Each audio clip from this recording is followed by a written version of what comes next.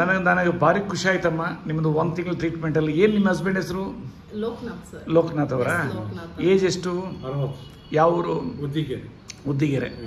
So ನೀವು ಒಳ್ಳೆ NGO ಎಲ್ಲ ನಡೆಸ್ತಾ ಇದ್ದೀರಿ. ಹೇಳಮ್ಮ ನಿಮ್ಮ ಹಸ್ಬೆಂಡ್ ಏನ್ ಪ್ರಾಬ್ಲಮ್ ಇತ್ತು?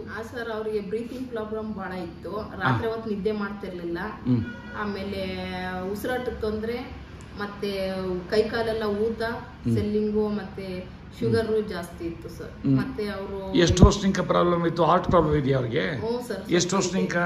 ಈಗ 1 ವರ್ಷದಿಂದ ಸರ್. 1 ವರ್ಷದಿಂದ ಇದೆಲ್ಲ ಪ್ರಾಬ್ಲಮ್.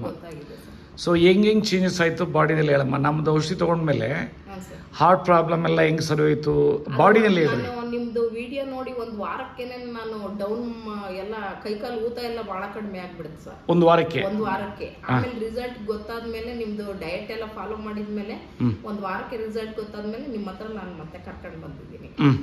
ಅದು ನಿಮ್ದು ಇದು ಮಿರಕಲ್ ಡ್ರಿಂಕ್ಸ್ ಎಲ್ಲ ಅಂದ್ರೆ ನಮ್ಮದು ಹೇಳಿರೋ ಪತ್ತೆ ಮಾಡಿದ್ರಲ್ಲೇನೆ ಊತ ಕಡಿಮೆ ಆಗೋಯ್ತು ಸರ್. ನಾನು ಡಾಕ್ಟರ್ಗಿನ್ನ ಮುಂಚೆನೆ ಡಾಕ್ಟರ್ ಹತ್ರ ಕರ್ಕೊಂಡೇ ಹೋಗ್ಲಿಲ್ಲ. 1 ವಾರ ಫಸ್ಟ್ ಪತ್ಯನೇ ಮಾಡ್ಬಿಟ್ಟೆ, ನಿಮ್ ಡಯಟೇ ಫಾಲೋ ಮಾಡ್ಬಿಟ್ಟೆ. ನನಗೆ ಏನಂದ್ರೆ ಇವರಿಗೆ ಕಿಡ್ನಿ ತೊಂದರೆ ಇರ್ಬೋದು ಅಂತೇಳಿ ನಾನು ಗೂಗಲ್ ಅಲ್ಲಿ ಸರ್ಚ್ ಮಾಡಿದಾಗ ಕಿಡ್ನಿಗೆ ವೈಫಲ್ಯ ಕಾರಣ ಏನು ಅಂತ ಕೇಳಿದಾಗ ಅವರು ಒಂದು 8-9 ವೈಫಲ್ಯಗಳು ಹೇಳಿದ್ರು. ಇದು ಇವ್ರ ಸಿಂಪ್ಟಮ್ಸ್ ಅದೆಲ್ಲ ಇತ್ತು ಸರ್. ವಾಕರಿಕೆ ಬರೋದು, ವಾಂತಿ ಆಗೋದು, ಊಟ ರುಚಿಸ್ತಿರ್ಲಿಲ್ಲ, ಈ ತರ ಎಲ್ಲ ಮಾಡ್ತಿದ್ರು.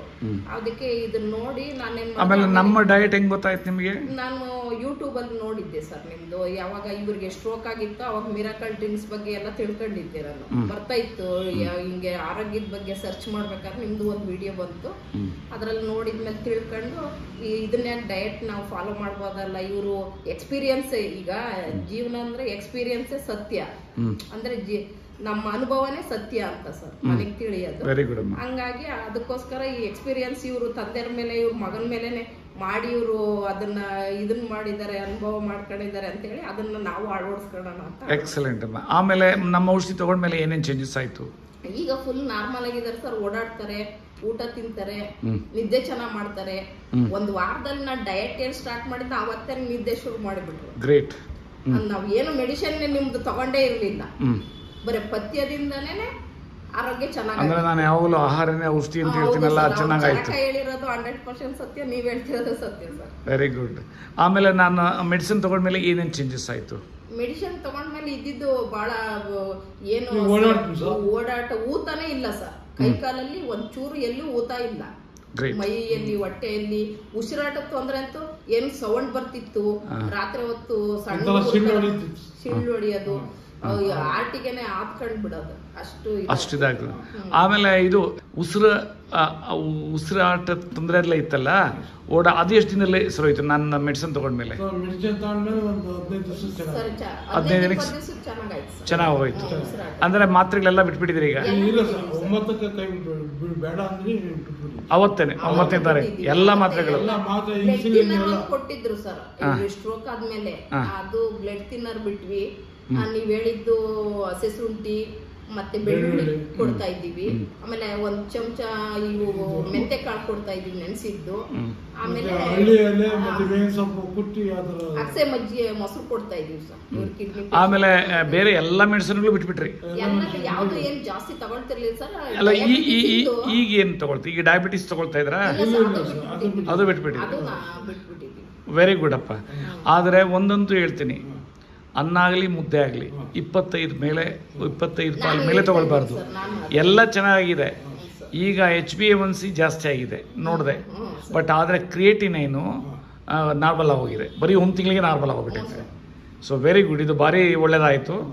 ಬಟ್ ಅದಕ್ಕೇನು ಚಿಂತೆ ಮಾಡೋದೇನು ಬೇಕಾಗಿಲ್ಲ. 16 HbA1c ಇದ್ದವರು ಸಹ 14 ಮೇಲೆ ಅವರು ಏನೇನು ಇವಾಗ ಉಸಿರಾಡ್ತಾ ಇಲ್ಲ, ಎಲ್ಲ ಸರೋಗಿದೆಯಲ್ಲ, ಅದೇ ದೊಡ್ಡ ಪ್ರಾಬ್ಲಮ್ ಸರೋಗಿದೆ. ನಡೆಯಕ್ಕಾಗ್ತಾ ಇದೆ, ಎಲ್ಲ ಚೆನ್ನಾಗಿದೆಯಲ್ಲಪ್ಪ.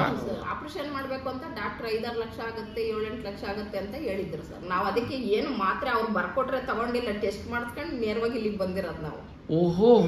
ನಾವು ಅವ್ರು ಬರ್ಕೊಟ್ರೆ ಮಾತ್ರ 1 ವಾರಕ್ಕಾಗವಷ್ಟು ಬರ್ಕೊಡ್ತೀವಿ. ಬೇರೆ ಕಡೆ ನಾವು ಎಲ್ಲ ಶಿಫ್ಟ್ ಮಾಡಕ್ ಹೇಳ್ತೀವಿ, ಎಲ್ಲ ಆಪರೇಷನ್ ಮಾಡಿಸ್ಬೇಕು ಅಂತ ಎಲ್ಲ ಅಂತ ಬರ್ಕೊಡ್ತೀವಿ ಅಂದಿದ್ರು. ನಾವು ನಿಮ್ಮದ್ ನೋಡ್ಕೊಂಡೋಗಿ ಒಂದ್ ಡಯಟ್ ಮಾಡಿನ ಇದ್ರಾಗೆ 1 ವಾರದಲ್ಲಿ ಇವ್ರು ಕ್ಲಿಯರ್ ಆಗಿದ್ದಾರೆ ಅಂದ್ರೆ ಹಾರ್ಟ್ ಸರಿ ಹೋಗುತ್ತೆ, ಎಲ್ಲ ಸರಿ ಹೋಗುತ್ತೆ ಅಂತ ಟೆಸ್ಟ್ ಒಂದು ಮಾಡಿಸ್ಕೊಂಡ್ ಬಂದಿದ್ದೀವಿ. ದೇಹದಲ್ಲಿ ಏನಾಗಿದೆ, ಎಷ್ಟು ಮಾಡ್ಬೇಕು, ಏನ್ ಟ್ರೀಟ್ಮೆಂಟ್ ಕೊಡ್ಬೇಕು ಅನ್ನೋ ಉದ್ದೇಶಕ್ಕೆ ಅಂತ ಹೇಳಿ ಸರ್. ಗ್ರೇಟ್ ಅಪ್ಪ, ಗ್ರೇಟ್ ಭಾರಿ ಖುಷಿ ಆಯ್ತು. ನೆಕ್ಸ್ಟ್ ಮಂತ್ ಬಂದ್ರೆ HbA1c ಈಗ 11 ಇದೆಯಲ್ಲ, ಅದು 8 ಆಗಿರ್ಬೇಕು. ಸರಿ ಸರ್. ಹೊಟ್ಟೆ ಹಸಿದೆ ಇರಂಗ್ ಮಾಡ್ಬೇಕು ಅಂತಂದ್ರೆ ಸೊಪ್ಪಿನ ಪಲ್ಯ, ತರಕಾರಿ ಪಲ್ಯ, ಹಾ ಸರ್. 2 ಮೊಟ್ಟೆ ತಿನ್ರಿ. ಮೊಟ್ಟೆ, ಸ್ವಲ್ಪ ಮೀನು, ಮೀನು ನಾನು ಹೇಳ್ದಂಗೆ. ಒಣ ಮೀನು ಎಲ್ಲ ಊಟ ಮಾಡ್ತೀವಿ. ಒಣ ಮೀನು ಬೇಡಮ್ಮ, ಒಣ ಮೀನಲ್ಲಿ ಉಪ್ಪು ಇರ್ತೈತೆ, ಉಪ್ಪು ಹಾಕಿದ್ರೆ ಉಪ್ಪು ಒಳ್ಳೇದಲ್ಲ. ಅದೇ ಸರ್. ಮಾಮೂಲಿ ಮೀನನ್ನು ಇದು ಮಾಡ್ರಿ, ಹಸಿ ಮೀನು, ಹಸಿ ಮೀನು ತಿನ್ನೇ ಮಾಡ್ರಿ. ಓಕೆ ನಮ್ಮ ಥ್ಯಾಂಕ್ ಯು.